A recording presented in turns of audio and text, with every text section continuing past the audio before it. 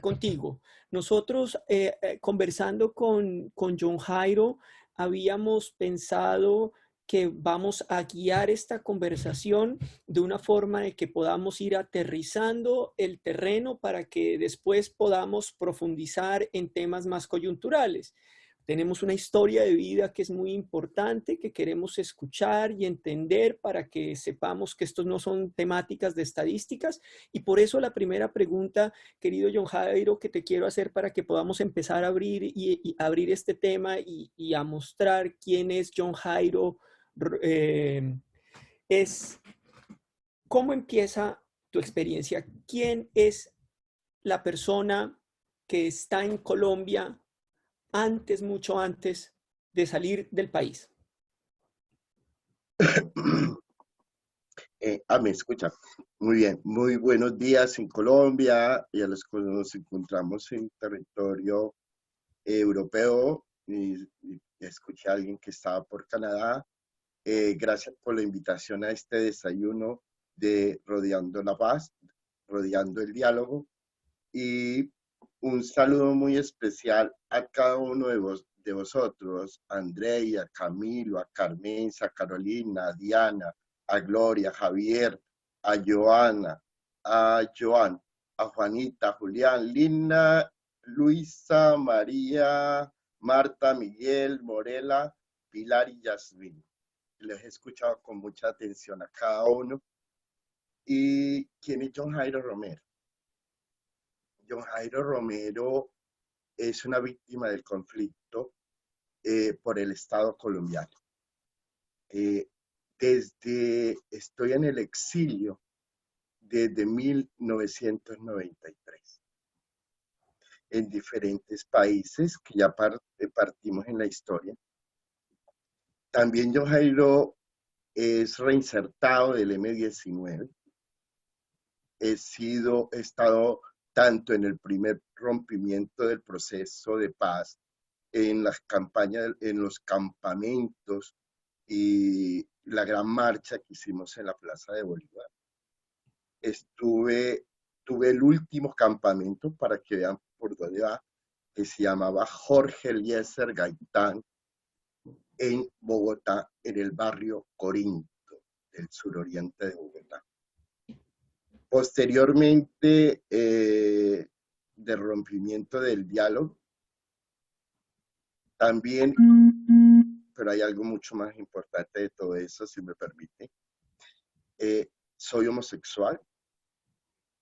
Creé la primera, soy el primero públicamente y abiertamente que se le consideraba el guerrillero homosexual en el país. Creé un grupo de LGTBI, más que todo hombres homosexuales dentro de las filas del M-19, en especial en los diálogos. Posterior a los diálogos, algunos fueron asesinados, otros compañeros no continuaron en la lucha y en el trabajo. En el M-19 tuve algunos cargos. Llegué a ser comandante del suroriente de Bogotá. Posteriormente tuve un atentado en 1985 después de los diálogos, en el cual perdí un brazo, perdí parte de la visión del ojo derecho, pero aún así, me iban a desaparecer. Me acuerdo muy bien que estaba en el hospital La Samaritana y me iban a hacer una desaparición, y gracias a Gloria Gaitán y al Museo Jorge Gaitán, ella abrió un escándalo en Colombia antes de mi desaparición y me tuvieron que sacar algunos compañeros para que no me desapareciera. En 1989, por decisión de Carlos Pizarro León Gómez, entramos en los diálogos de paz. Y ahí comienza lo primero, que es la casa la Casa de Paz, que soy el que le abro, planteo todos los diálogos y el contacto con en Santo Domingo, Cauca, en Corinto principalmente, para que tuviéramos conversación directa con los comandos y todo el proceso. Un gran desempeñado activista dentro de Bogotá, y en ese trabajo que posteriormente les comentaré, voy a ir muy rápido por el tiempo, es que planteamos todo lo que es el proceso, el diálogo, la desmovilización, el asesinato, y consideramos, y uno de los defensores que pensé que deberíamos continuar en el diálogo, en la paz. En ese momento, después de lo del palacio y muchas cosas que sucedieron, desapariciones, atentados nuevamente, planteamos que la paz era el camino viable desde esa época, como obviamente lo hemos demostrado con todo lo que ha sucedido. En el 90-91 ya se comienza todo lo que es el proceso de que entramos al Consejo de Bogotá. Fui asistente del concejal Carlos Alonso Lucio, posteriormente de Alfonso Cabrera. Estuve en el Ministerio de Salud, en la Comisión Especial Legislativa. Estuve trabajando con la Universidad de los Andes, por cierto, en mi programa La Casita. En todo ese trabajo que tenía relacionado con Bogotá, y por conocimiento, como les había dicho, tenía un trabajo en el centro de Bogotá. Ahí les voy a dar una parte de la anécdota, desde donde comienza también, posterior a los diálogos, por qué tuve que salir del exilio. Soy la primera persona en Colombia que denuncia abiertamente y se detienen a elementos de la Policía Nacional por el asesinato de homosexuales, ladrones, gays y transexuales en el centro de Bogotá, financiados por los comerciantes de la zona. Eso trajo por consecuencia que obviamente fueron detenidos un oficial y 2 agentes y posteriormente juzgados, desenmascarando la red con Monseñor Castrillón en ese entonces, y la revista Vea, entre ellos el noticiero AMPM y Pilar Castaño, que dirigía con Antonio Morales el noticiero de las 7, los que tenemos un poquito más de edad, que se pueden acordar ese tiempo. Con todos ellos hicimos todo un trabajo y denunciamos cómo los elementos de la policía iban circulando poco a poco toda la situación de los asesinatos de esta población, a los cuales se les llamaba desechables. El 2 de mayo de 1993, pero un poco antes, me hacen el segundo atentado en Colombia, después de la denuncia, y obviamente los organismos como eran el CINEP y la Comisión Colombiana de Juristas decidieron de que mejor renunciara al trabajo porque mi seguridad no era viable. En ese momento no era segura, me trasladé a otra parte, me ubicaron, ya era imposible estar en Bogotá. De ahí me salí el 2 de mayo, el día 3 de mayo de 1993, viajando en el avión, el diario El Espectador saca en primera página todo mi trabajo relacionado a lo que era los jóvenes en Colombia y sus asesinatos. pero Querido don Jairo, entonces, sí, para entender, hasta el 3 de mayo de 1993 estás en Colombia, has pasado por el M-19, te has reincorporado a la vida civil, estás trabajando en la política, estás trabajando en diferentes instancias, haces unas denuncias y en ese momento se cierra el espacio y empieza tu trayectoria hacia el exilio, ¿cierto? Eso es lo que nos estás contando. Y en hasta este, ahí estás correctamente. perfecto. Comienza la Entonces, perfecto. dime. Entonces ahora nos vas a contar cómo es ese momento de salida del país. Entonces nos vas a contar cómo empieza este proceso de salida del país y entonces cuéntanos hacia dónde sales primero y cómo se desarrolla ese proceso. Muy corto por la cuestión de tiempo, André, y te lo voy a contar muy rápidamente también. Salgo el día 3 de mayo hacia el Ecuador, país penalizado por el artículo 517 del Código Penal a la homosexualidad. Yo decía, madre mía, ¿dónde me he metido? Pero aquí estoy. En el Ecuador duró 10 años, prácticamente 9 años, sin siendo una patria, porque ninguno de los diferentes gobiernos me dio la protección, ni siquiera un documento, simplemente el ACNUR. Dentro de ese seguí con las mismas políticas y trabajé para la Asociación Latinoamericana de Derechos Humanos, para el ALDU, y empiezo todo un trabajo con la población LGTBI y en todo eso, en diálogos y todo, hay un momento en el año 2000 en donde empiezan a ser asesinados homosexuales que veníamos teniendo liderazgo social y reivindicaciones después de haber hecho el cambio de la Constitución, que es una de las mejores constituciones en derecho de la comunidad LGTBI. Con FEDAEPS, que era una organización que teníamos, que fundamos, trabajamos un poco ese aspecto donde empezó la discriminación por la situación homosexual, un desconocimiento por parte del Estado ecuatoriano a mi situación de reinsertado en la vida civil y, y la complejidad en el ámbito de que era una lucha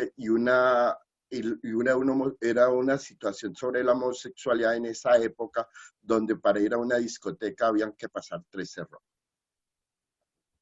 Estuve detenido en el Ecuador por defensa de los derechos humanos, LGTBI, casi un año. Dentro de esa detención fue muy chistoso y lo cuento en 15 segundos. Creé el programa Régimen Disciplinario Integrado, donde involucramos a los guardias, a la comunidad homosexual, a los presos, y empezamos a hacer todo un trabajo de concientización y de derechos humanos, ganándome un reconocimiento y hasta un sueldo en educación y prevención de VIH en el centro carcelario número 2. Yo mismo, y ahí lo dejo, fui por mi propia libertad porque me la querían romper para que no me saliera después de la experiencia y de la organización que hasta hoy en día tengo grandes amigos. Ya cansado y a raíz de las amenazas que no consideraba, en el 2001 me traslado a España, perdón, regreso a Colombia, renuncio, regreso a Colombia y ahí vuelve nuevamente creyendo que después de tantos años en el exilio, los enemigos de la paz y mis propios enemigos podrían verdaderamente haber quedado en el olvido. Llegó el 28 de octubre del 2000, perdón, y el 29 de diciembre del 2000 mismo, tengo que salir del país por las amenazas y tal, en el cual el Estado y elementos del Estado me consideraban narcotraficante internacional. Y sales del país entonces el 29 de diciembre del 2001 nos dices, y sales con, o sea, una segunda salida al exilio. En la primera eres una apátrida, no hay un reconocimiento del Estado ecuatoriano, te sientes como literalmente un ciudadano sin Estado. Y te vas en el 2001, ¿para dónde te vas en ese segundo viaje? No me voy, me sacan nuevamente. Perdón, discúlpame. Sí. Es que ojalá me hubiera quedado porque nunca quería. Me sacan nuevamente porque se hace un estudio por parte de las autoridades a raíz del programa Reinserción en Colombia, de los reinsertados en ese entonces, y consideran que no era viable mi seguridad en el país. Y con todo el problema de judicial que me tenían hasta el día que me dieron el pasado judicial, esa misma noche a las 7 de la noche tuve que salir del país porque no había salido ni a coger el taxi para trasladarme cuando las organizaciones como el CINET nuevamente y, y la Comisión Colombiana de Juristas compraron el pasaje para sacarme a la ciudad de España. Y primera vez que el Estado colombiano en estas circunstancias me decía, le damos $1.000.000 para que tenga su seguridad y pueda salir del país. No lo creía, pero bueno, me sacaron en ese momento porque no garantizaban mi seguridad en Colombia. En España, muy rápidamente, continúo lo mismo, trabajo, busco las reivindicaciones, trabajo con el colectivo Landa en la ciudad de Valencia, España.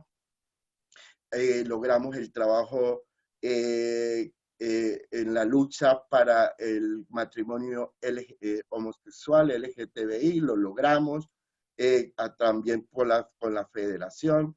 Y el 2004 el Estado español me concede el reconocimiento como el primer asilado de derechos humanos en este país, de la comunidad LGTBI, que se hizo público tanto en nivel colombiano como a nivel internacional, y especialmente en Europa. De ahí, obviamente, pasó un tiempo, ya me dedico un poco a labrarme un poco el futuro, ya tenía un documento que por fin podía decir, ya casi prácticamente no tengo algo después de tanta lucha, y aquí estoy hace 20 años en este país. Entonces, John Jairo, más o menos 2 o 3 años de incertidumbre, de tratar de conseguir un reconocimiento de parte del Estado español que te permitiera ser un ciudadano con todos los derechos. ¿Y qué haces entre el año 2004 y el año 2015? ¿Cómo es que llegas después a todo un proceso posterior que es el Foro Internacional de Víctimas? Bueno, prácticamente se da en el 2004, todo eso y en el 2015, cuando se comienza todo un proceso a través de que nos reunimos las víctimas para podernos visibilizar en una campaña que se daba por fin el paso a la Mesa Nacional de Participación Efectiva, que eso nos sabía como algo muy lejano. Empezamos a organizarnos. Entonces, por iniciativa, soy socio fundador de la asociación Revivir Víctimas del Conflicto Armado de Colombia en España. Entonces, buscamos la personería, trabajamos, mantenemos todo el trabajo con nuestra comunidad y vamos en este momento desarrollando y haciéndonos un espacio y conociendo con aquellos que tenían mayores experiencias del trabajo. ¿Y que encontramos? Igual que en mi caso, la mayor parte de las víctimas todavía, y hoy en día, la parte psicosocial era una de nuestras mayores falencias. Nunca habíamos sacado a flote cuál era nuestra situación y simplemente nos tocó emigrar, y todo siempre se ha mantenido en nuestros corazones y en nuestras convivencias y a nivel familiar. Algunos trajeron a su familia. Yo, desde todo el proceso de la guerrilla y posteriormente eh, eh, sobre mi condición sexual, que ha tocado todo un trabajo, no se empieza todo un reconocimiento por parte de la familia y de animar asperezas y que pudieron haberles hecho daño por toda la situación de seguridad que se vivió y que aún se vive en Colombia.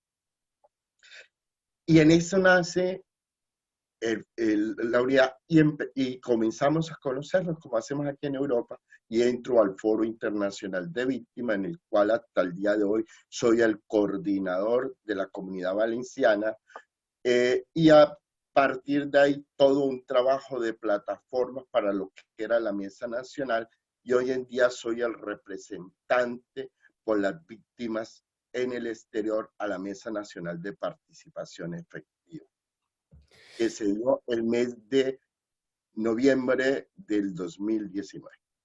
Bueno, entonces antes de que hablemos de la mesa, una pregunta adicional porque lo mencionaba Carolina en su presentación. Ella dijo que sabía algo del trabajo que se había hecho durante las negociaciones de paz entre el gobierno Santos y las FARC por parte del Foro Internacional de Víctimas. ¿Cómo fue tu participación en ese momento y qué esperanzas para las víctimas en el exterior o para ti en particular despertó ese proceso de paz de cara a la reivindicación de sus derechos? Primero, hacer la campaña de que ganara el sí en Europa y especialmente en España y en Valencia, que era mi territorio en este momento.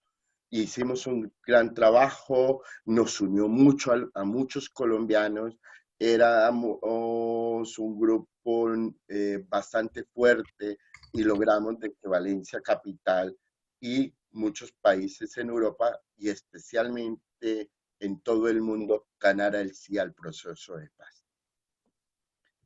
Con grandes expectativas, con grandes esperanzas, con grandes sueños. Esto nos lleva, logramos de que esa fue como el hilo conductor para muchas actividades de algunas personas en contra de aquellos que consideraban que del engaño del proceso de paz, que se dio todo lo que todos conocemos, pero aquí fue mucho más fuerte en el exterior, más fuerte en el sentido de que había que incentivar. Uno de los grandes problemas de los colombianos en el exterior es que no creemos en las políticas porque siempre hemos sido olvidados. Más de 5 millones y somos 25.900 víctimas aproximadamente que nos encontramos en diferentes países en el mundo, víctimas del conflicto armado a través de la ley 1448 y en el RUP.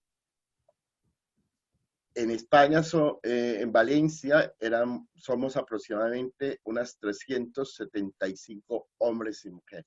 ¿Cómo los organizamos? Nos organizamos, trabajamos y ahí entra el Foro Internacional, en el cual hacemos todo un equipo de capacitación porque somos nuevos en todo esto. Prácticamente aprender qué era la CEP, cómo eran los acuerdos, leer un poco más, que era la ley 1448 del 2011 y la restitución de tierras. Entonces empezamos como a activarnos y a trabajar en eso y el Foro Internacional, logramos hacer el 5º Foro Internacional en la ciudad de Alicante, España, y habíamos ya participado en el anterior que fue Italia. De ahí nos fuimos nutriendo y en todo un equipo de trabajo y de aprendizaje al respecto. John Jairo, de alguna manera podríamos decir que en ese momento tan particular, se fue reconstruyendo de alguna manera la confianza con ese Estado colombiano que los había ignorado tanto y se veía una luz de esperanza de que las cosas podían cambiar en ese momento. Era nuestra bandera, André, creíamos que sí. Y a medida que vamos trabajando, la gente empieza a incluirse en los nodos de la CEP, a querer dar los testimonios al respecto, a mirar todos los inconvenientes y también a desilusionar, porque seguíamos siendo ignorados por parte de la Unidad para las Víctimas y el Estado colombiano. Solamente hace 2 años, desde que se firmaron los acuerdos en La Habana y se colocó en los acuerdos del Teatro Colón, 2 años es que tuvimos representación las víctimas en el exterior. Maravilloso. O sea, entonces es un momento que empieza a cambiar la cosa, empieza a cambiar un poco la cosa y desde hace 2 años las víctimas en el exterior tienen representación. Entonces creo que llegamos a ese momento en el que nos puedes explicar un poquito cómo es esa representación en la Mesa Nacional de Víctimas, o sea, cómo se da esa lucha y qué es lo que han logrado y cuál es tu cargo en este momento. Vale. Según la reforma de la ley, teníamos solamente la elección directa en unas elecciones estamos en el 2018, donde todos simplemente era por votación directa. Entonces los compañeros fueron elegidos 2 compañeros y 2 suplentes que quedaron los territorios, países fronterizos como fue Venezuela y Ecuador, Estados Unidos y por parte de España como suplente. Este año del 2000, perdón que estoy con la fecha, del 2019, entonces ya armamos una plataforma para que nosotros todos podamos tener una voz y que aumentaran la participación de las víctimas, porque no solamente era una elección, entonces se escogió, alguien lo dijo, creo que lo dijo, habían 5 países, Venezuela, Ecuador, Estados Unidos, Canadá y España, que reunimos el 10% de la población víctima en el mundo. Menos del 5% estaría Chile, estaría Costa Rica, Suecia y otros países, y el menos del 1% de las víctimas están. Entonces, ¿qué se logró hacer? Que ya fuéramos 8 delegados a participar dentro del proceso de elección que se daba en Paipa, y hubo una elección de inscripción los primeros 3 meses del 2019. Nos inscribimos creo que 375 organizaciones a nivel mundial. De esas organizaciones fuimos escogidos 7, que son Canadá, Estados Unidos, España, Bélgica, México, Ecuador y Venezuela. En noviembre se seleccionan a 4, en los cuales queda la compañera Norela Coronado de Venezuela y John Jairo Romero como representante por parte de España, con la participación de México y de Estados Unidos. ¿Qué pasa en todo este proceso? Todo este proceso lo que empezamos es cómo visibilizamos a las víctimas en el exterior. Llego a la Mesa Nacional, conozco los grandes problemas que existen en la mesa, porque Colombia, pensé que había cambiado, pero Colombia es el país del Sagrado Corazón de Jesús. Todo pasa, por amor a Dios. Ahora últimamente, después de tantos años, regreso a Colombia porque la participación tiene que ser presencial, y se empiezan todos a mirar y a observar primero qué es exactamente mi presencia aquí y qué es el trabajo, aunque ya traíamos unas propuestas para poder impulsar a las víctimas en el exterior. Obviamente dentro de la mesa hay los diferentes enfoques y las diferentes posiciones políticas. ¿Cuántas personas conforman la mesa antes de que nos digas esto? 47 víctimas, 47 enfoques, especialmente de los 33 departamentos y 34 con el distrito, ¿vale? Y tenemos el apoyo de 7 organizaciones de las ODB, que son organizaciones que son nuestras consultoras.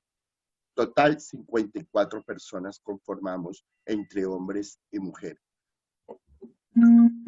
Pero voy a referirme para ser más corto y a darle trance. Entonces, ¿qué planteo? Yo digo, bueno, vamos a plantear 3 aspectos. Las elecciones. Entonces, entro en lo que es el comité de ética. En la comisión, soy consejero de paz. Y la parte territorial, que son los 3 sectores de los diferentes que me interesan. En el Consejo de Paz el próximo lunes comenzamos las elecciones, así es que no les puedo hablar hasta que no esté. Sé que estoy en la comisión segunda. Y cómo visibilizamos a las víctimas en el exterior. Entonces, mi propuesta en la Mesa Nacional consistió en 3 partes fundamentales, muy rápidamente. Una, visibilicemos. ¿Sí? Visibilicemos la mesa al exterior, que nunca había existido. Nadie sabe lo que es la mesa. ¿Y cuál era una de las formas que a raíz de la pandemia se ha frustrado, como todo muchas cosas en el mundo? Ya tenía organizada la visita al Papa Francisco, ya teníamos fecha, para llevar a un grupo y reunirnos también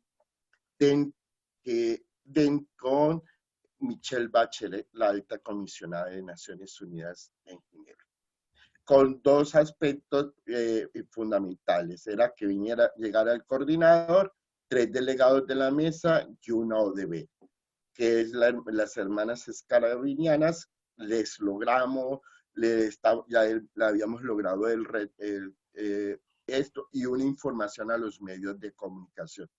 Eso queda, como todo en el mundo, hacia más adelante, hasta cuando lo podemos realizar.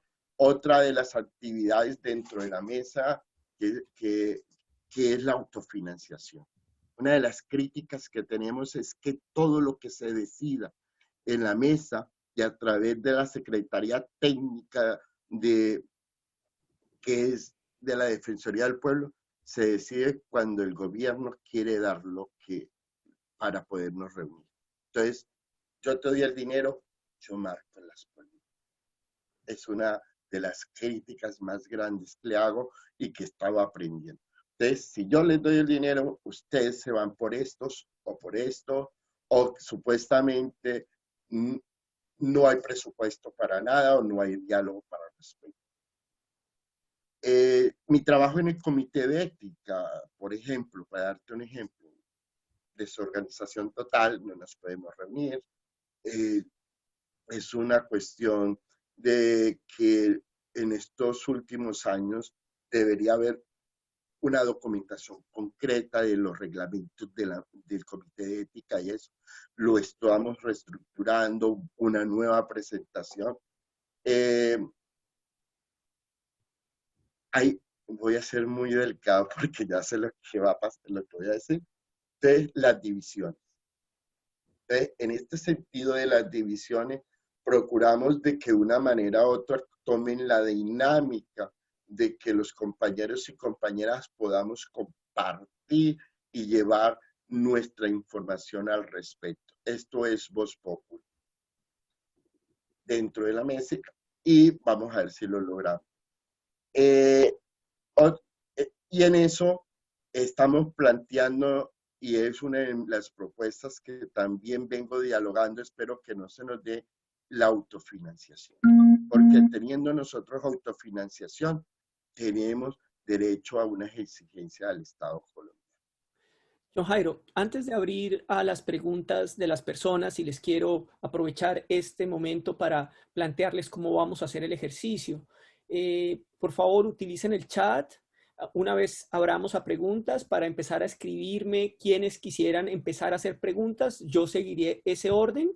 Si ustedes no pueden encontrar su chat y quieren expresar su interés de hablar, una vez abramos a preguntas, por favor, abran su micrófono y déjenme saber. Y si no, si tienen cámara, por favor, levanten la mano y muéstrenos para que con Camilo podamos definir quiénes van a participar. Dejo eso planteado para hacerle la última pregunta a John Jairo antes de abrir antes de abrir esas rondas de preguntas.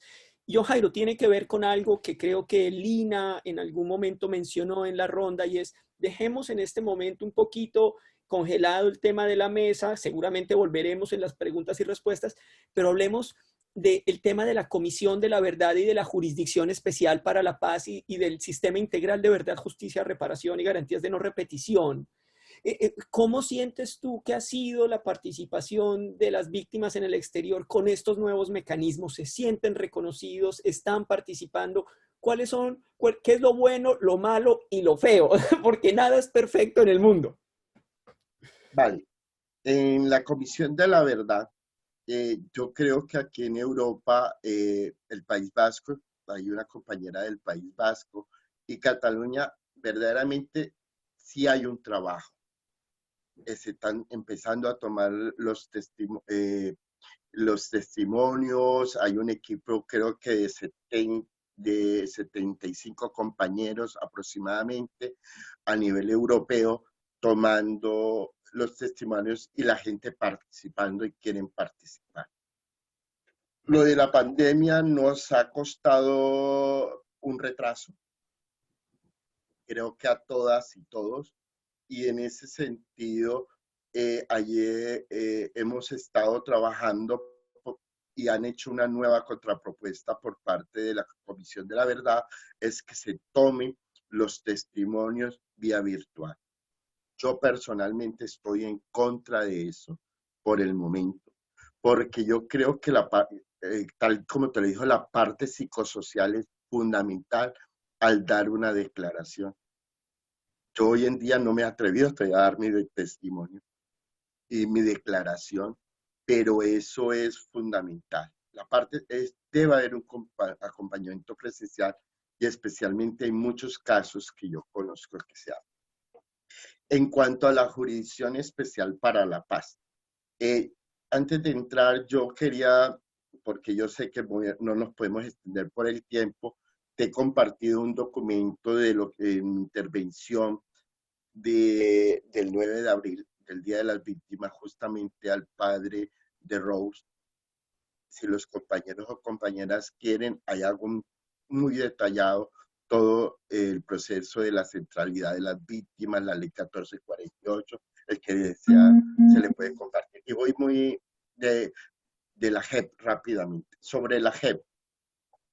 En la JEP hay que ser realistas, apenas como que se están organizando, por fin están mirando como al exterior, ¿ok?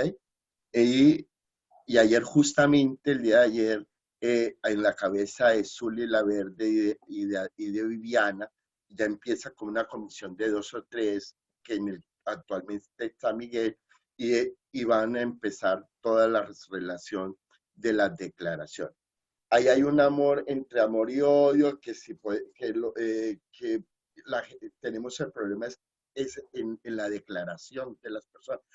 Volvemos a revictimizar a las víctimas nuevamente, porque quieren que se le dé un testimonio a la comisión y otro a la declaración a la comisión y otro, si tiene el caso fundamental, a la gente. Y la gente verdaderamente eso es lo que está costando. La parte también de las personas, de personas de búsqueda, perdón, se me fue la palabra. De la unidad de búsqueda. De personas de búsqueda. En eso sí venimos trabajando porque hemos hecho algunos talleres. Tenemos casos muy, muy, muy fuertes en España en este momento. Y a través del compañero, tal vez lo conozcan, lo tenía acá, Edwin, de la comisión, Edwin, él está, y los compañeros de Suecia, ellos vienen haciendo un trabajo bastante respetable al respecto. Yo no puedo estar en todas las partes de las personas de búsqueda de desaparecidos, pero sí, como en la confianza, remito los casos a los diferentes compañeros. John Jairo, muchas gracias. Entonces, para redondear una cosa que creo que es muy importante que ha dicho John Jairo antes de pasar a las preguntas es, si alguno de los que está aquí presentes no quiere recibir el documento que nos ha compartido John Jairo, no quiere, por favor, mandarme un mensaje al chat por interno, en privado, para decir yo no quiero recibirlo, si no, se los copiaremos a todos los que están aquí entendiendo que están interesados en recibir ese documento. ¿Listo? No, Jairo, maravilloso. Creo que nos has dado un panorama muy importante. Vamos a empezar entonces unas rondas de preguntas. Veo que ya hay varias personas que me han pedido la palabra. En esta primera ronda queremos darle la palabra a 5 personas. Les pedimos que sean juiciosos con el manejo del tiempo, generosos y respetuosos. Entonces, primero le vamos a dar la palabra a Javier y después le vamos a dar la palabra a Luisa Isidro. Y por favor, síganme escribiendo por el chat o abran sus micrófonos si quieren que le dé la palabra. Javier.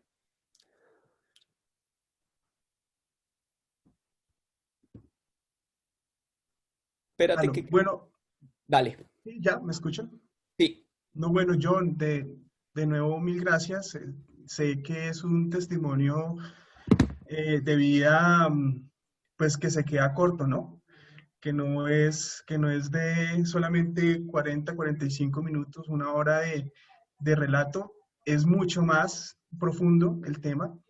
Y bueno, creo que lo supiste resumir y eso realmente es bastante conmovedor y realmente, pues digamos, es evidente que el Estado colombiano tiene una deuda importante con las víctimas del conflicto armado, ¿no? Pero tú mencionabas algo, no sé si tengas la respuesta a lo que te quiera preguntar, pero tú mencionabas algo bastante particular que es referente a los espacios de participación, al espacio que tienen ahora las víctimas del conflicto armado a nivel nacional y que desafortunadamente ha sido un espacio que está polarizado, que está dividido, que ha tenido bastantes retos importantes por resolver. Y yo quería, digamos, hacerte esa pregunta, no sé si tengas esa respuesta, y es cómo, porque, digamos, esa dinámica que se ha venido presentando en estos espacios de participación ha sido recurrente, no solamente a nivel nacional, sino también a nivel distrital, y te lo digo porque la Mesa Distrital de Víctimas es un espacio donde no es un espacio de diálogo, sino se ha vuelto un espacio de discusión y de pelea. Y desafortunadamente hay una desconexión total de lo que pasa con las víctimas que viven en las diferentes localidades, por lo menos en Bogotá.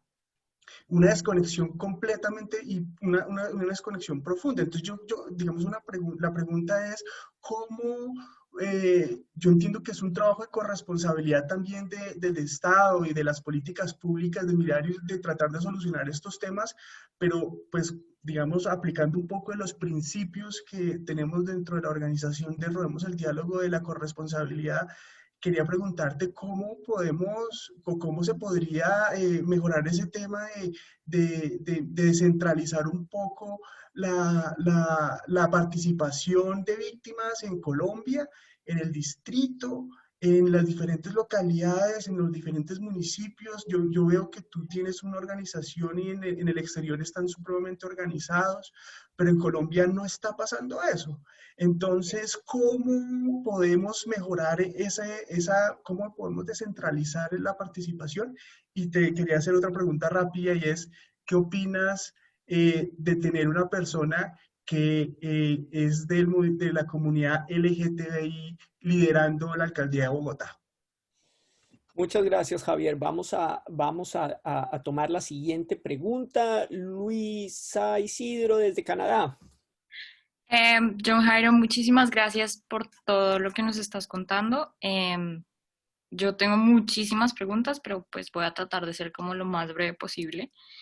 Y ya que enfatizas en la parte psicosocial, mi primera preocupación es que en efecto no se está garantizando pues, completamente todo el tema de la ley 1448, porque parte de la ley 1448 es como cómo vamos a nutrir esta parte psicosocial para las víctimas y sobre todo para las víctimas en el exterior.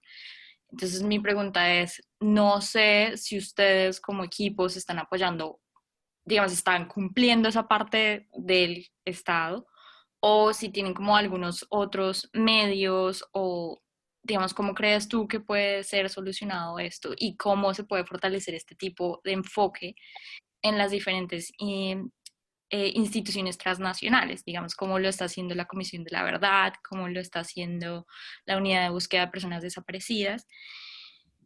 Y mi otra pregunta es, digamos, trabajé en el Centro de Memoria en el tema de la antropología forense y recuerdo mucho que este tema de identificación de cuerpos y todo lo demás era un tema bastante fuerte. Quisiera que nos explicaras cómo está trabajando la unidad de búsqueda de personas desaparecidas con víctimas en el exterior, porque yo creo que no solamente es el Estado que básicamente los tiene olvidados, sino que todos nosotros obviamos en cierta medida a las víctimas en el exterior. Entonces me llama mucho la atención de cómo se está haciendo esto y cómo se está trabajando en especial con la unidad de búsqueda de personas desaparecidas. Listo, muchas gracias Luis. Y le voy a dar la palabra. Lina, tú me lo escribiste, yo sé que es muy juiciosa, pero te voy a dar la palabra para que, como esto es un diálogo, puedas expresar las dos preguntas que tienes de manera concreta y después volvemos a John Jairo para irle dando vueltas a estas 4 o 5 preguntas que tendremos sobre la mesa. Entonces, Andrei, te Lina, pido un favor, me las vas sí, yo te la colocando, estoy anotando acá. Perfecto. voy a muy rápido. Listo. Bueno, Lina. muchísimas gracias por la intervención. Digamos que, como les comentaba, mis monitoreos son más en temas de medios y fuentes públicas, desde la investigación que estamos haciendo, y digamos que hay un gran aspecto que nos preocupa, y es que el 15 de marzo de 2021 salió el comunicado en la JEP, se vence el plazo luego de una prórroga de un año más para presentar informes. No sé si desde el foro han conversado de la posibilidad de presentar un informe desde esta instancia o qué iniciativas han visto que puedan tenerse para presentar informes ante la JEP. Entendemos el comentario del doctor John Jairo frente al tema de que son espacios de interacción del sistema que a veces puede tener aspectos encontrados dada la naturaleza de cada uno de ellos. La Comisión de la Verdad es un mecanismo extrajudicial y la misma normatividad que lo desarrolla indica que no necesariamente todo lo que se comente en la instancia de la comisión deberá ser transmitido a la JEP para precisamente garantizar ese espacio de intercambio. Entonces, mientras que en el caso contrario, cuando es la JEP sí deberá transmitir todo a la comisión. ¿Qué recomendaciones desde la mesa? ¿Qué trabajo puede adelantarse o ustedes sienten para que estos espacios de articulación con las víctimas, digamos, cumplan ambos propósitos? Porque entendemos, digamos, el temor que existe de una posible revictimización. Muchísimas gracias. Muchas gracias. Yo te propongo, John Jairo, que empecemos por ahí, además porque tenemos un caso que a mí me parece que es como muy interesante, que es el caso de cómo se hizo una audiencia compartida entre JEP y Comisión de la Verdad para el caso de víctimas de Unión Patriótica en Ginebra. Es decir, en ciertos casos pareciera que sí hay. Entonces, un poco la reflexión sobre eso es, ¿tú crees que esa articulación que ya se ha empezado a intentar hacer está resolviendo el tema de la doble victimización y puede haber una articulación más allá de eso, como lo pregunta Lina? Lina, el día de ayer justamente también se hicieron esas preguntas en el taller que tuvimos con los diferentes nodos con la JEP. Voy a comenzar por ahí. La verdad es que la parte legal de que lo que se da el testimonio por la JEP, por la Comisión de la Verdad, la persona, si lo autoriza, tiene que mirar para que sea enviado a la JEP, pero la JEP no lo puede enviar nunca a la Comisión de la Verdad. Primero que todo, si partimos de esa parte de la declaración Es al contrario, querido John Jairo. ¿Ah? Es al contrario. Es al contrario. Es lo contrario. Sí. Si partimos de ahí, muy difícil, muy difícil. Creo que tenemos, por ejemplo, ¿cuál era nuestra propuesta para el 6º Foro Internacional de Víctimas que se iba a realizar en Canadá los días 2 y 5 de julio? Presentar 7 casos, tanto a la CEP como a la JEP, que hemos cogido los testimonios por parte del Foro Internacional y de las diferentes plataformas para darlos personalmente y en forma estructural en el encuentro de Canadá, que va a ser postergado para el próximo año. Estamos estudiando cómo vamos a realizarlo. Si lo esperamos, esta reunión la vamos a tener dentro del Foro Internacional el día de mañana, como para poder, cuál van a ser el mecanismo a raíz de la postergación del evento. Entonces ahí quedo como un poco a la espera de que lo que se decida la coordinación del Foro Internacional y de la decisión. Dentro de la dinámica de la Mesa Nacional, que creo que era parte también de la pregunta, te voy a ser muy sincero y a la vez muy sorprendido. Con la Comisión de la Verdad no había relación. Tuvimos una reunión virtual hace 3 días con no sé qué ha pasado, con la Comisión de la Verdad y la Mesa Nacional. Pero había una postura concreta de parte de la mesa que se tomó por parte de la mesa en pleno, era que hasta el día 27 de este mes, hasta el próximo lunes, que supuestamente se iba a dar una flexibilidad en Colombia en relación al confinamiento, pero parece que eso se posterga. Entonces, la mesa ha decidido no tener reuniones virtuales, sino presenciales con los diferentes, tanto para la unidad como con la CEP, con la comisión, con todos los aspectos que tenga que tener diálogos la Mesa Nacional. Entonces, en ese sentido hay que esperar, mirar cuáles van a ser los lineamientos que va a dar al respecto tanto la coordinación como el ejecutivo de la Mesa Nacional. Muy bien, querido John Jairo. La otra pregunta que te hicieron es cómo ha sido ese trabajo de la unidad de búsqueda de personas, que Luisa dice que le parece que si en Colombia ha sido difícil, muy interesante ver cómo ha sido la aproximación. ¿Tú has visto a Luz Marina Monzón? ¿Cómo ha sido ese ejercicio? No, con Luz Marina nos encontramos ahí Extremadura. Es una comunidad muy linda donde se viene realizando un trabajo y yo participé en un taller de la Comisión de Búsqueda de Personas Desaparecidas. Nos reunimos toda Europa, se llevaron los testimonios de los compañeros, pero ahí está como el trabajo todavía por hacer, ¿me entiendes? La parte de financiamiento por la comisión si es difícil en Colombia, aquí en Europa es difícil, es casi que imposible, ¿entiendes? Voy a dar un testimonio muy concreto, que ella me lo permite darlo. Asesinaron a sus padres y ella sabe dónde están sus papás aquí.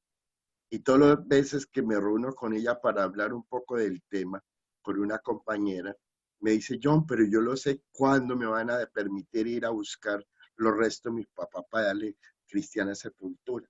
Hablo con Luz Marina, estamos con el compañero, con los compañeros de Suecia, con Gladys Ávila.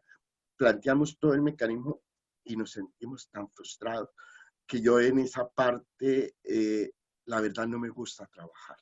Yo he querido como tomar distancia porque es muy duro. Y no solamente con algunos que tenemos, principalmente en Valencia, sino con aquellos que están llegando. porque en este momento España, quiero darle la información, el año pasado llegaron 30.000 solicitudes de protección internacional. He quedado asombrado.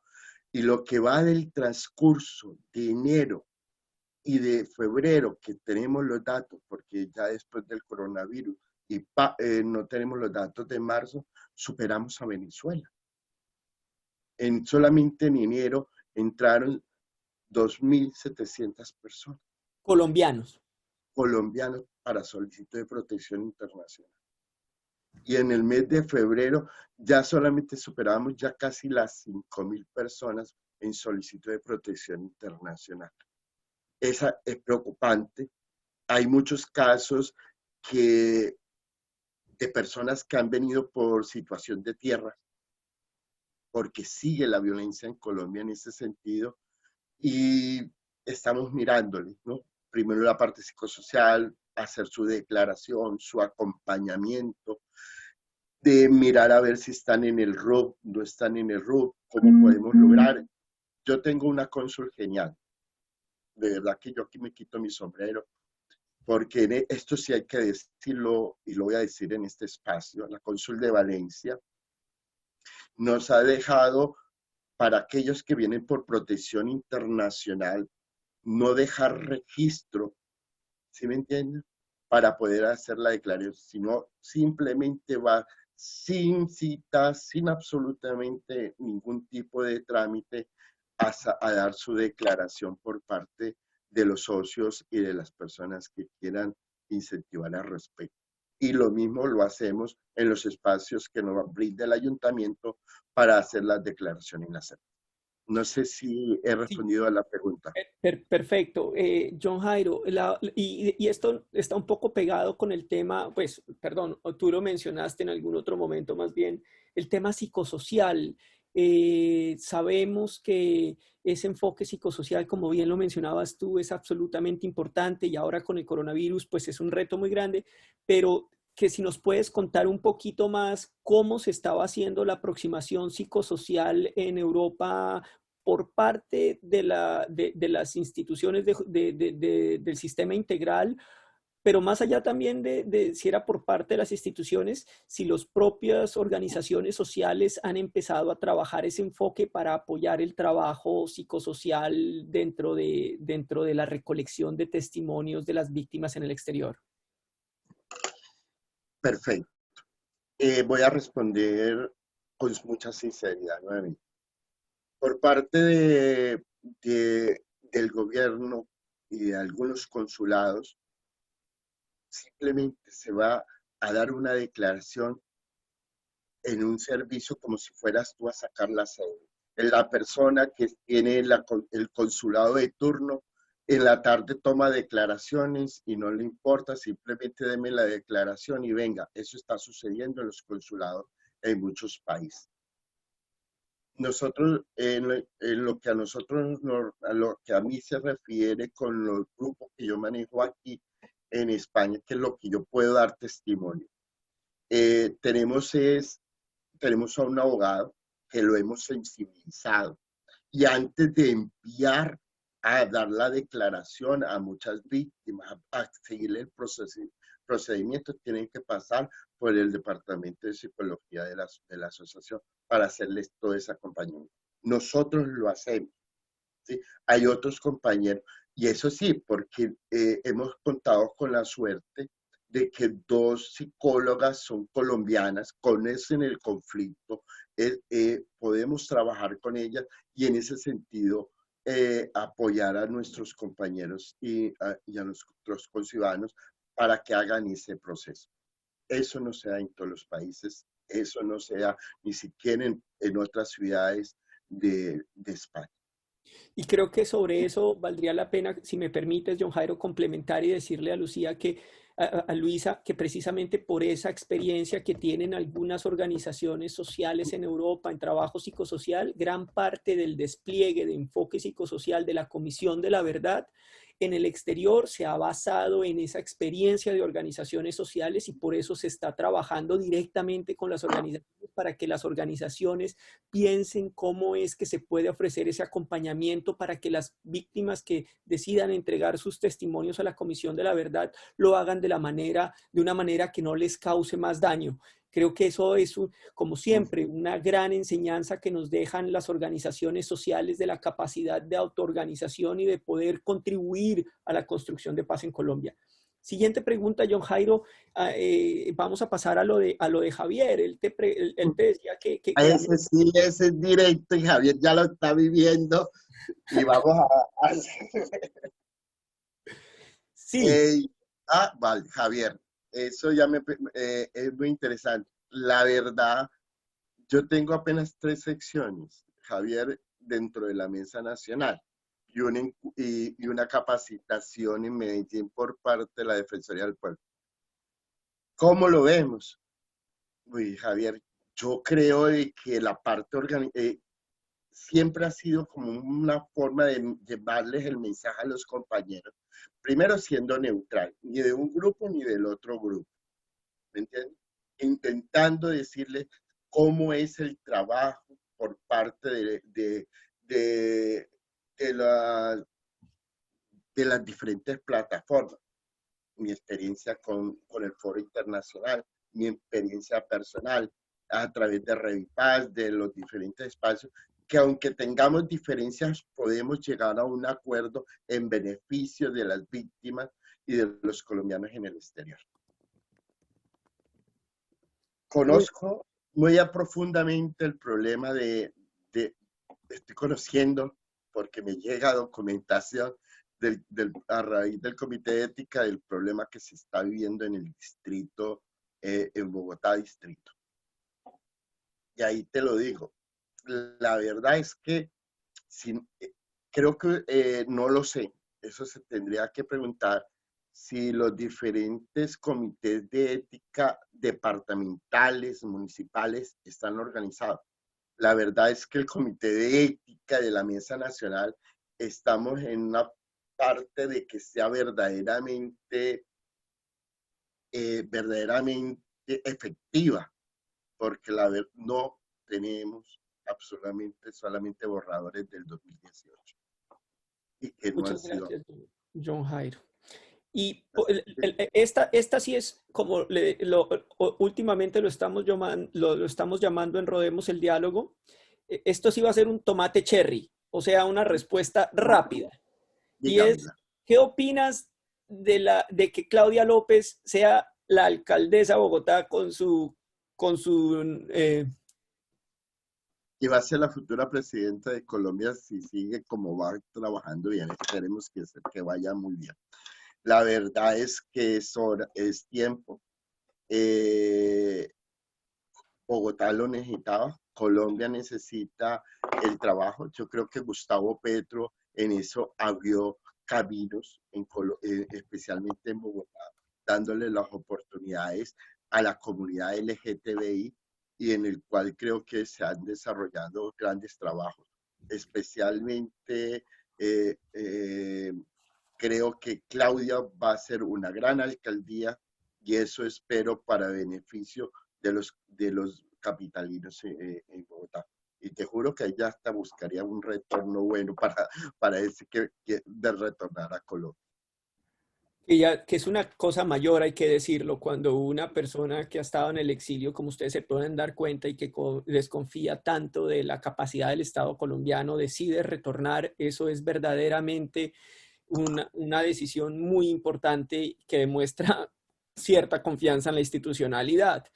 Vamos a darle entonces una segunda ronda de preguntas. Por favor, muéstrenme su mano o intervengan o déjenme saber con su micrófono que ustedes van a querer hablar o escríbanlo en el chat. Tengo 2 preguntas en este momento. Vamos a empezar con ellos. Primero, Andrés Villarreal quiere hacer una pregunta y él está en el mismo momento con Camilo. Entonces, ambas preguntas vienen acá y el resto, por favor, muéstrenme manos o indíquenme de alguna manera para darle la siguiente palabra. Andrés. Pues, mi pregunta tal vez está un poquito fuera de tema, pero existe en Colombia 2 países el país de acuerdo con los temas de víctimas y de LGBTI rural y el urbano, o la dinámica en general del país se mantiene más o menos igual en ambas zonas?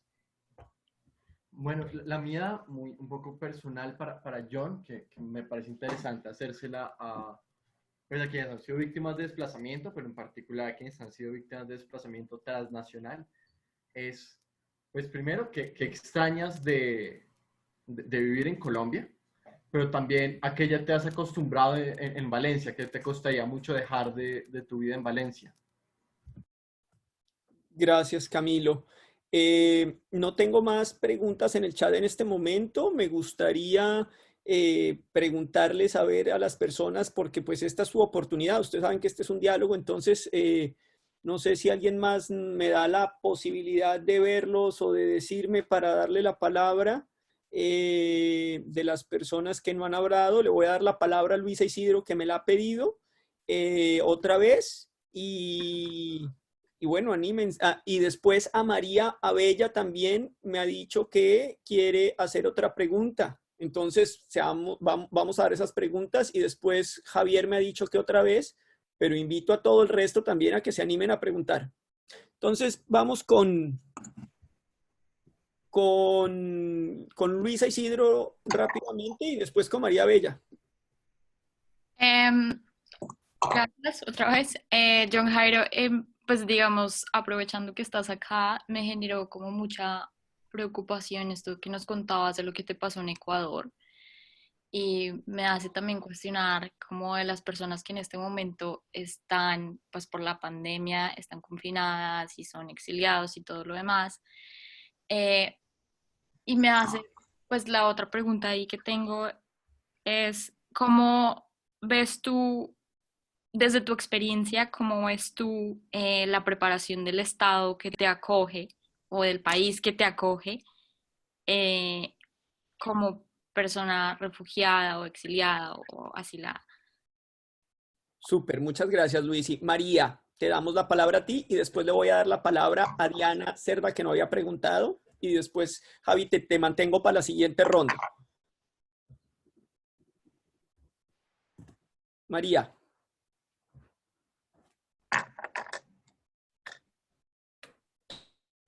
Sí, ahora, hola. Bueno, pues un poco en la línea de Camilo y en la línea de Luisa, me estaba preguntando de esa parte psicosocial. No solo nos habló un poco de ese acompañamiento que se hace para poder recoger el testimonio de las víctimas con ciertas garantías, sobre todo para no causar más dolor, pero me preguntaba también esa parte psicosocial de cuando uno tiene que dejar su lugar de origen y pasa un proceso hasta asentarse en el lugar en el que tiene que residir por motivos concretos. Me preguntaba si por parte de los países de acogida se trabaja en esa parte psicosocial para que la persona que llega se pueda integrar y pueda desarrollar su vida con unas garantías de bienestar. Muchas gracias, María. Me parece que es una pregunta muy importante.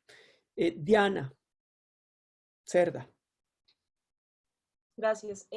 Yo tengo dos preguntas. Una de esas, pues, tiene que ver como, bueno, con el hecho de también observar un poco los hechos de victimización en el país desde lejos. Cuando ya no estás en el territorio, hay como una distancia muy grande que al mismo tiempo te genera como seguridad. ¿Cuáles son las primeras reflexiones que te da como primero estando en Ecuador, en tu primer exilio en Ecuador? Esas reflexiones de como, bueno, estar lejos y cómo ves el conflicto o veías el conflicto en ese primer exilio desde lejos. Y la segunda pregunta es más como, bueno, también esta reflexión estando lejos, ¿qué te hace pensar? O sea, hablando ahorita con nosotros, podemos conocer más tu historia y tus pensamientos, pero ¿qué te hace pensar que debería ser ahora también la población colombiana, ¿no? De alguna manera, que desconoce el impacto del conflicto armado en las víctimas? Maravilloso, John Jairo. Y ya que Javier me quiere hacer la pregunta y estamos casi 20 minutos de cerrar, yo diría que Javier, haz de una vez la pregunta. Y John, mi pregunta va muy relacionada con el proceso de coyuntura que estamos viviendo ahorita de confinamiento y la estructuración política que viene. Lo más seguro es que vienen varias propuestas de diferentes bancadas en Colombia para la reducción del Congreso de la República. Yo te quería preguntar, ¿tú qué opinas frente a ese tema de la reducción y las circunscripciones especiales? Porque seguramente si hay reducción del Congreso de la República, dejarán por fuera a las víctimas del conflicto armado para estar representándolas en el Congreso.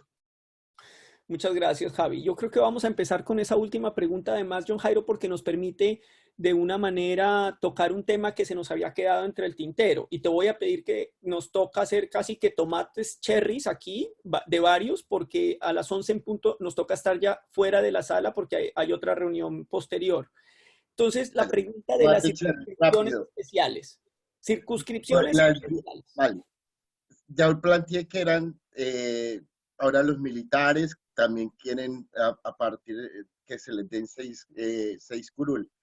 La reducción del Congreso siempre yo le he considerado que es muy bueno, pero que en este momento nos afecta. Tengo en una reunión que hice muy virtual con Roy Barrera, con Cepeda, y estaba John Jairo Hoyos, nos informan que posiblemente va a ser favorable la decisión acerca de las curules, de las 16 curules. El veredicto. La pregunta es, ¿dará tiempo ahora antes del cambio del presidente del Congreso y del Senado para que se mande a presidencia? Ahí quedará como la duda. He dicho, el corazón, Colombia es el Sagrado Corazón, no sabemos qué va a pasar. Listo. Siguiente pregunta que te hicieron, que me parece, no las voy a dar en orden, pero nos vamos a saltar a conectar dos preguntas. Una que tiene que ver con lo que dijo Luisa y con lo que dijo Diana. No, perdón, con lo que dijo Luisa y con lo que dijo María. Y es, primero, ¿hubo acompañamiento psicosocial en tu caso cuando apenas llegaste a España? Porque ya entendimos que en Ecuador no hubo ni acompañamiento, ahí hubo un acompañamiento psicosocial. Eso es algo que usualmente hacen los países de acogida. ¿Y cómo hoy sientes tú que te ha tratado el Estado español, que fue el Estado que te recibió? Vale, no hay acompañamiento. Ni siquiera aquí en Europa y en España no ha habido acompañamiento, no hay acompañamiento. Yo hice la experiencia recién llegado a través de los servicios sociales de un psicólogo de parte del Estado español, pero la verdad es que fue más frustrante que otra cosa porque no conocía nuestra realidad. Entonces yo no recomiendo, por eso ha sido un poco el esfuerzo de que seamos nosotros mismos personas allegadas en la parte psicosocial para el acompañamiento. No sé en otros países, pero en lo personal aquí fue muy frustrante. Y creo que en América Latina no se da, sino desde la sociedad civil y de nosotros mismos como colombianos y como asociación. ¿Y cómo te sientes tú con tu país de acogida o cómo en general, más allá de lo psicosocial? Bueno, yo no puedo ser desagradecido con España. España verdaderamente me ha dado todas las facilidades para sentirme bien en mi país y le respondo. Yo soy aquí en mi pueblo como que el representante no solamente de los colombianos, sino de los latinoamericanos, que cada vez somos ya más, para poder hacer todas las actividades y se tienen puertas abiertas. Entonces, en lo personal, muy bien. Y en Valencia capital, ¿sí? Tenemos también todo el respaldo por parte del ayuntamiento en situación de acogida, de alimento, de traslado. Hay que agregar, si me permites, 15 segundos, saliéndome del tema, pero creo que es importante. En este momento se están dando 10 proyectos, para que vean cómo va la cosa en Colombia, que lo hablamos con Andrei, para 270 organizaciones de víctimas en el exterior por parte de la Unidad para las Víctimas, ¿me entiendes?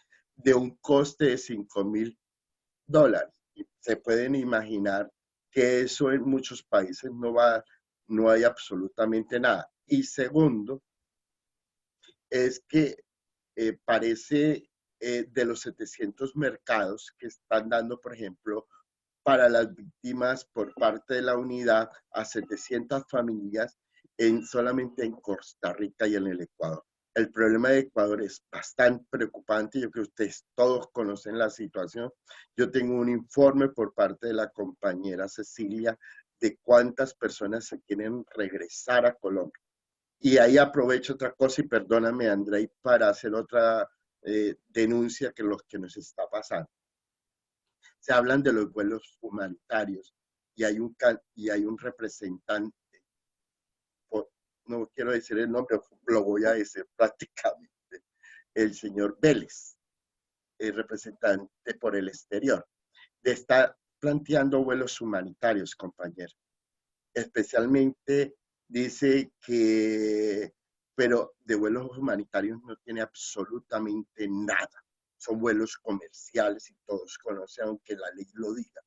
Cada vuelo vale un bastón y hay mucha gente, y de humanitarios, yo tenía una señora con cáncer que le pedí que se llevara en este vuelo humanitario porque quería regresar a Colombia. Si no había la parte económica, no hay regreso porque tienen que pagar el hotel en Colombia. Entonces, de humanitario no queda nada. Ahí te lo dejo, Fernando. Y Andrei, creo que parte de la pregunta, o me salí mucho del contexto. Yo creo que, digamos, respondiste y te abriste a unos temas que son importantes. Volviendo un poco a las preguntas que te habían hecho, y muchas gracias, digamos, por hacer estas claridades que creo que nos sirven. El tema de la mesa de víctimas, te preguntaba Andrés, ya que, digamos, volvimos a salir como el tema macro, lo rural y la ciudad, ¿hay una representación distinta para lo rural? ¿Es un tratamiento diferenciado o no? No, dentro de la mesa nacional no hay, están los diferentes enfoques, las divisiones se dan en las partes de ideologías, ¿me entiendes? Por parte de algunos grupos, porque algunos quieren imponer, pero dentro de la mesa ese espacio sí es respetado y se viene dando. Yo creo que también para llegar a la mesa nacional se va por la distrital, después a la departamental y vienen curtidos de esa experiencia a nivel territorial. Aquí a nivel del exterior, la diferencia es, somos los primeros, cuando hacemos una elección, somos los primeros que salimos porque somos 7 pelagatos o 8. Ahora y ya hay consenso antes de llegar a una elección. Yo te quisiera hacer una pregunta. No la conozco muy bien, solamente lo que escucho. Muy bien. Te quiero hacer una pregunta antes de pasar a las últimas preguntas que te habían hecho, y esta sí es mía, pero creo que valdría la pena no cerrar este desayuno sin poder hacerte esto que también tiene que ver con lo macro. Y es, ¿tenemos un número estimativo de víctimas en el exterior? ¿Sabemos cuántas víctimas en el exterior hay o no sabemos? Vale. Voy a decirte, según el registro del RUM, tenemos 25.678 víctimas. ¿Ok? Según el registro del RUM.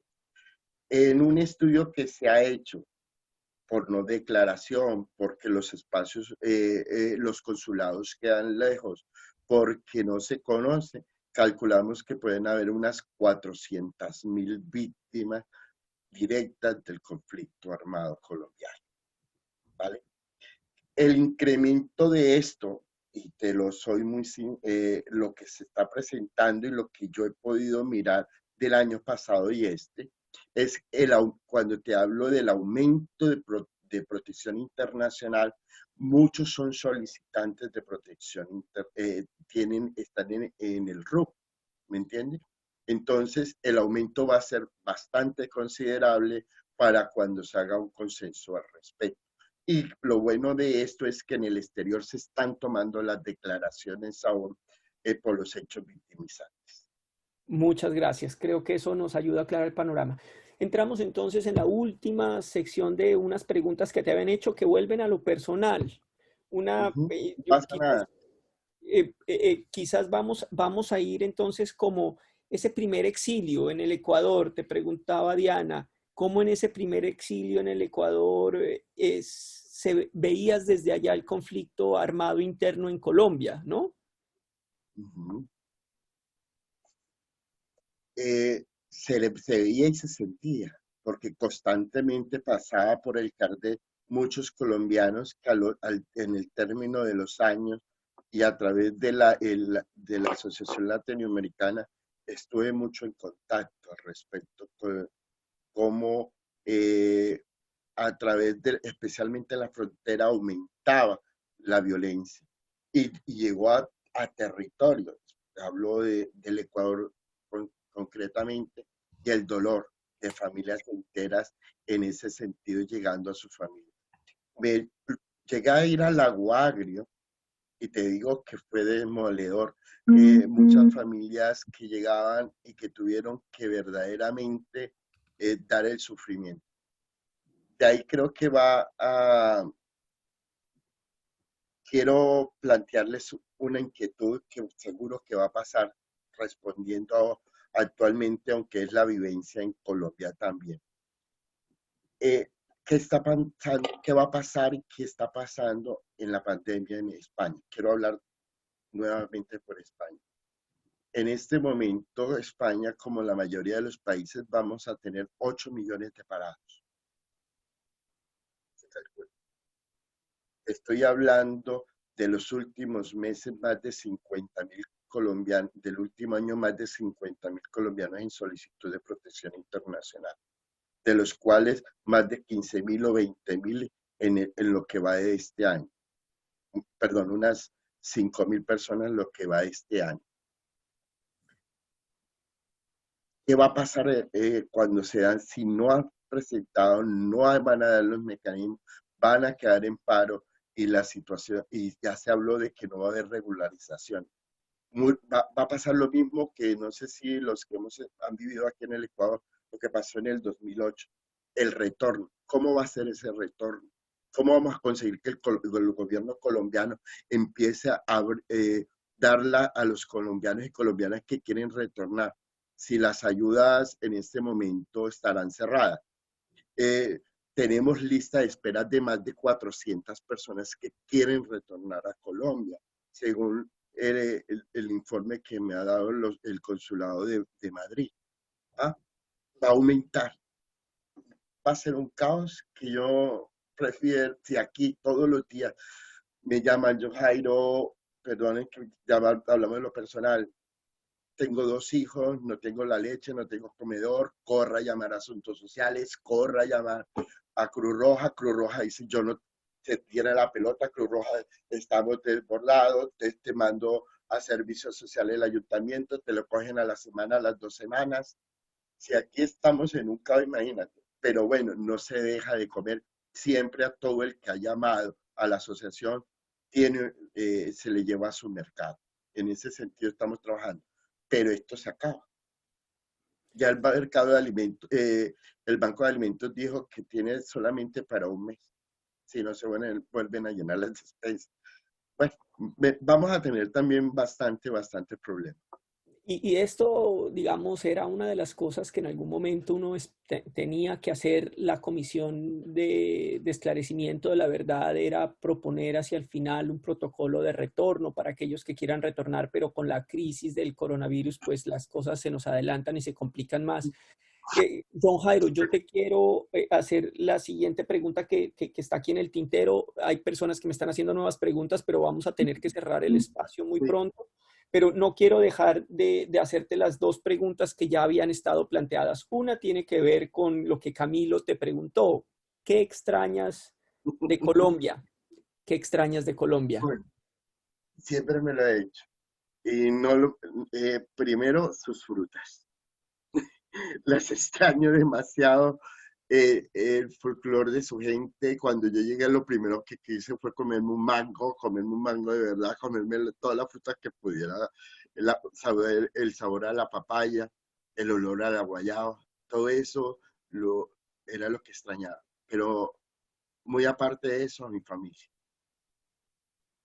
Desde que tengo el rodaje todos estos años, estar en el exterior, y a raíz de que no podía regresar a Colombia, nos encontrábamos en Estados Unidos. Volver a tener esa relación, ese contacto con los hermanos, con mi hermana, con los sobrinos, conocer a nuevos sobrinos, a sus hijos, eso es lo que verdaderamente a veces me quiero decir, todo lo que me he perdido por parte de la violencia en Colombia. No lo quería, pero es lo que hay. Ahora tengo la oportunidad por la Mesa Nacional de viajar más seguido.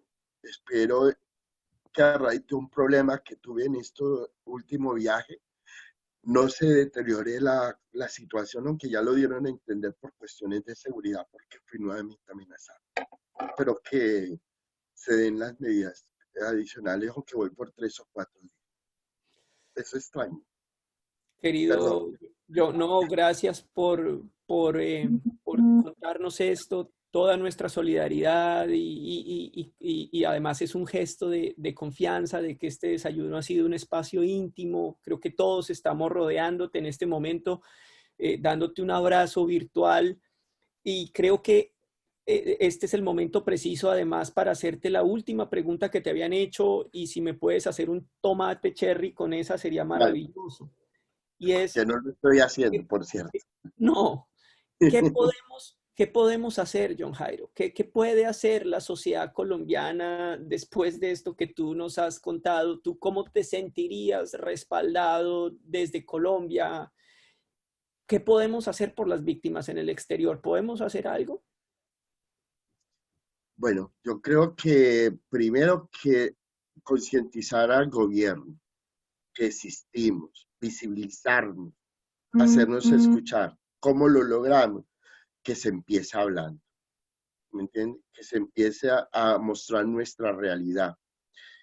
Y ahora, a raíz del COVID-19, que en cierta forma como que nos ha agrupado, yo pienso que ha traído algo positivo esta pandemia, que es el diálogo. Ojalá se vuelvan a hacer los diálogos, no solamente con el Ejército de Liberación Nacional, que se mantenga y al cual yo felicito y espero de que se llegue no solamente con ellos, sino con los diferentes factores de violencia que se están presentando y de grupos en Colombia. Hay que dialogar, hay que hablar, hay que tomar un consenso de paz, que los países garantes también pongan una observación en los recursos económicos, porque Suecia y Europa es uno de los principales financiadores de todo este proceso, que el gobierno verdaderamente lo canalice, pero que también ellos sepan que ese dinero sale de muchos países ricos y que nosotros verdaderamente nos tienen invisibilizados. Mirar de que también ese dinero llega a las víctimas directamente, son 9 millones, y ahora con un mercadito, con la corrupción que se esté dando, no miremos por Europa, aquí nos podemos defender, pero por favor, que miren a las víctimas del Ecuador, que miren a las víctimas del Perú, que miren a las víctimas de Venezuela, a los países fronterizos que tal vez lo están padeciendo mucho más de lo que podemos padecerlo acá, pero que todos sufrimos por igual. Querido John Jairo, muchas gracias. Yo te quiero leer muy rápidamente lo que han escrito algunas personas antes de hacer un cierre muy corto. Carolina Gómez te dice, ojalá cuando vengas te podamos tener un desayuno en vivo para que también disfrutes del tamal y el chocolate colombiano. Diana Cerda te dice todo nuestro apoyo, John Jairo. Lina Rodríguez te manda un súper abrazo. y Morela ha dicho gracias por la oportunidad de aprender. Así que María Abella también nos dice un gran abrazo y gracias por ese testimonio. Yo quisiera, antes de que prendamos las cámaras, no sé, Camilo, para que podamos despedirnos todos viéndonos, hacer unas reflexiones muy cortas de la siguiente manera. Yo creo que en este desayuno hemos primero entendido una cosa absolutamente fundamental, y es que irse del país es una doble victimización, que la gente no se va por gusto, que la gente se va obligada, que los tienen que sacar a las malas para poder sobrevivir, y que ese imaginario que tenemos en Colombia, que los que se fueron fue a los que les fue bien, es muy errado, porque el proceso de revictimización por fuera del país es muy complejo y muy difícil, y el extrañar a un país no se acaba nunca, como nos lo acaba de mostrar John Jairo en este momento. Creo que nos has dado una lección de sensibilización sumamente importante, y creo que hoy todos entendremos un drama que duró no un año ni un viaje en avión, sino más de 10 años de tener que salir del país y llegar al otro lado. Segundo, en medio de todo eso, yo creo que además John Jairo nos ha dado el ejemplo más claro, sobre todo en las palabras finales, de lo que las víctimas representan para el país. La generosidad. Le estábamos preguntando a él qué necesitaba, qué le podíamos hacer por él, y él nos dice que apoyen los diálogos de paz, que apoyen la posibilidad de transformar el país. Qué generosidad más grande que tienen las víctimas en Colombia, y qué necesidad tenemos nosotros, los que no hemos sufrido la violencia directamente, de tomar esta generosidad y convertirla en un principio, y tú nos has dado ese ejemplo hoy, John Jairo, muchas gracias. Tercero, yo quisiera simplemente decir que Rodemos el Diálogo ha estado en este proceso por fuera de Colombia, tratando de mostrar que a pesar de las dificultades, a pesar de todos esos retos, víctimas de Colombia en el exterior están trabajando por ayudar a cambiar el país. Nosotros estamos articulados con la Comisión de la Verdad para tratar de recoger testimonios. Igual que John Jairo, estamos tratando de que esta verdad de los colombianos por fuera sea visible dentro de Colombia. Y para eso vamos a lanzar un cuaderno de Rodemos el Diálogo, el cuaderno de Rodemos el Diálogo número 7, que ya está escrito precisamente explicando cómo es que la Comisión de la Verdad en Colombia está innovando, tratando de recoger estos testimonios que John Jairo nos ha dado, y queremos invitarlos en el futuro a que nos acompañen en el lanzamiento de ese cuaderno. Porque con esto cierro, porque realmente un país que, como John Jairo nos lo ha dicho, no es capaz de reconocer la deuda que tiene con millones de víctimas, es un país que no puede imaginarse un futuro distinto.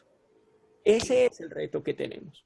Y yo creo que con las palabras de John Jairo, nosotros hoy podemos salir de este desayuno convencidos de seguir trabajando y de que estamos haciendo lo correcto. Y como forma de agradecimiento, yo quisiera pedirles a todos ustedes que abran sus micrófonos y que demos un fuerte aplauso por estas 2 horas transformadoras que nos ha ofrecido John Jairo y todos ustedes por sus preguntas.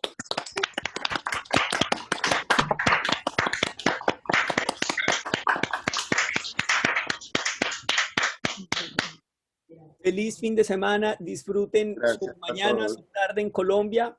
John Jairo, disfruta tu tarde en Valencia. Otra reunión. Yo por ahí tomé una fotico y la vamos a tuitear si no les incomoda, y esto va a quedar subido en YouTube y vamos a volverlo a escuchar. Muchas gracias por todo. Feliz fin de semana. Nos vemos próximamente. Un abrazo, gracias. Muchas gracias. Gracias, hasta luego, que estén muy bien.